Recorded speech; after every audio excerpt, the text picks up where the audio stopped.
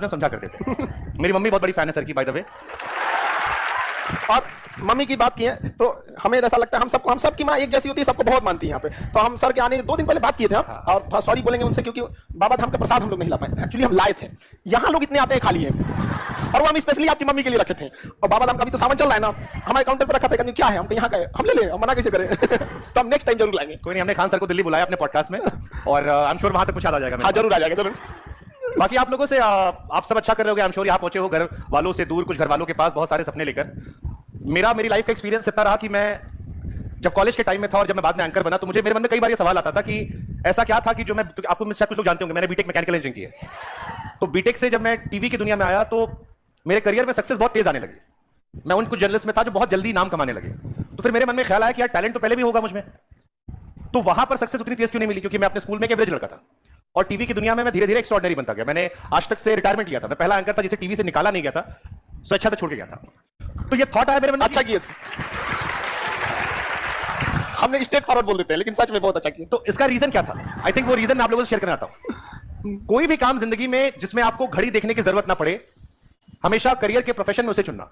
Sir ये सबको खाली फोन पे बतियाने में मन लगेगा, फिर उस पे ही ना घड़ी देखेगा सर, ना भूख देखेगा सर, ना प्रोफेशन बनाएगा सर उसको। आप सब्जी का ठेला भी लगाओ, लेकिन अगर आपका मन लगता है सर उसमें भी क्रिएटिविटी है, तो आप उसमें भी झंडा गाड़ दोगे।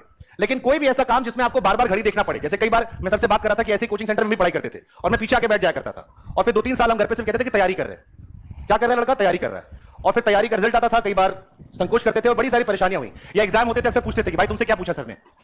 टीवी में ये सवाल कभी नहीं आया। उसका रीजन ये होता है कि जब आप अपने पसंद की चीज को करते हो तो आपको किसी को पुश नहीं करना पड़ता, किसी को आपको उठाना नहीं पड़ता, किसी को आपको पढ़ने के लिए कहना नहीं पड़ता, वो काम करने के लिए कहना नहीं पड़ता। और जब आपका एवरेज दिन होगा, क्योंकि आप हर दिन अपना बेस्ट नहीं दे सकते हो, लेकिन आपका एवरेज भी आपके चॉइस ऑफ फील्ड पे किसी और के बेस्ट से बेहतर हो जाता है। तो इसलिए अपने करियर में आप क्या करते हो वो आपका फैसला है। मैं सर के कोचिंग बिल्कुल बंद करवाने या कम करवाने के लिए नहीं हूं, लेकिन जो करना शिद्दत से करना, दिल से करना, या मत करना, क्योंकि 140 करोड़ की आबादी वाले देश में मीडियोकर्स की जरूरत नहीं है।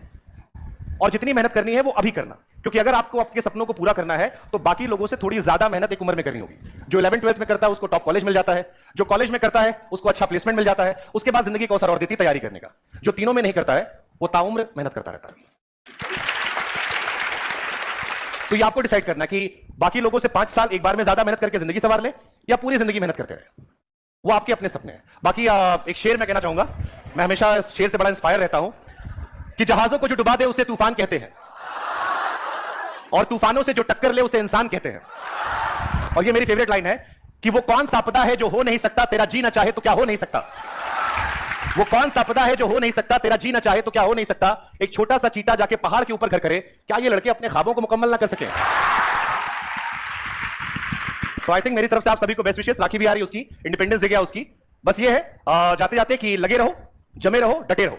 लगे रहो, जमे रहो, डटे रहो। ये दुनिया चाहे ना चाहे एक रोज तुम्हें अपने सराखों पर बिठाएगी, लेकिन शर्त यही है, लगे रहो, जमे रहो, डटे रहो। Thank you so much everyone. Bihar कैसा लगा? बिहार आप अगर 2 महीना रुक जाएंगे तो यहीं रह जाएंगे। देखिए, बिहारियों में एक बड़ी अच्छी चीज है। मैं कल प्रशांत किशोर जी का इंटरव्यू ले रहा था और बड़ी देर तक हमारी चर्चा चली। अभी आने वाले टाइम में इलेक्शन भी आएगा, कई महीने में हारेंगे। हाँ, वो अभी काफी वर्क कर रहे हैं इलेक्शन पे, बड़ा तेजी से नए विचारों को रख रहे हैं लोगों को। अरे बहुत कठिन कठिन सवाल पूछे हमने, आप लोग को मजा आएगा। आप लोग इंटरव्यू जरूर देखिएगा। हाँ, नहीं, पॉलिटिकल इंटरव्यू जरूर देखिएगा। अक्सर नेता लोग डरते बहुत है, चाहे इधर के हो या उधर के। आप उनसे अगर कहिए कि इंटरव्यू करना है तो पहला सवाल पूछने क्या वाले हो। और ये केवल सरकार वाले नहीं, उधर वाले भी पूछते हैं, क्या पूछने क्या वाले हो। अक्सर इंटरव्यू वो अपने पसंद के लोगों को देते हैं, दोनों साइड के। बट मुझे खुशी होती है जब ऐसे लोग मिलते हैं मुझे जो आपसे ये नहीं पूछते क्या पूछने वाले हो, और फिर आप चलकर पूछते हो और फिर उससे जवाब आता है। तो मुझे लगता है कल एक ऐसा इंटरव्यू हमने किया, बहुत तकरीबन 2-2 घंटे का इंटरव्यू था। बिहार पर फोकस था। बहुत सारे मेरे मन में सवाल थे कि कैसे, क्यों, क्या केवल हवाबाजी है। एंड आई एम श्योर कि आप लोग को मजा आएगा। बाकी वो आपका निर्णय कैसे उसे आप देखते हो। बट मेरे हिसाब से एक बढ़िया इंटरव्यू कल हमने किया है, और मुझे लगता है कि वो क्योंकि अभी चर्चा में है, लोग उनसे उम्मीद भी करें तो देखने में उनके नजरिए को लेकर काफी क्लैरिटी मिल जाएगी। लेकिन बिहार को उनको लेकर मैंने एक बात कही थी कि बिहारी बड़े पैशनेट होते हैं। मेरे दफ्तर में भी कई सारे लोग हैं जो बिहार से हैं और वो बड़े पैशनेट होते हैं और दिल से होते हैं। अगर दिल में उनके आप एक बार घर कर गए तो वो आपके लिए सब लुटाने को तैयार होते हैं। हम लोग लुटाइए के तो चौपट हुए ना, बचा क्या है हम लोग। लेकिन फिर भी है यहाँ पे, और कहते हैं ना कि आपके ऑफिस में बिहारी है यहाँ पे। हम आपको बताते हैं ना कि यदि चांद पे भी ऑफिस बनेगा ना तो उसमें तो बिहारी पक्का रहेगा। लेकिन हम चाहेंगे कि बिहार का टैलेंट जो है वो बिहार में भी काम आए। हाँ बिल्कुल, ये दुनिया में काम कर रहा है, बिहार का टैलेंट बिहार में भी आना चाहिए और उससे बिहार का बड़ा भला होगा।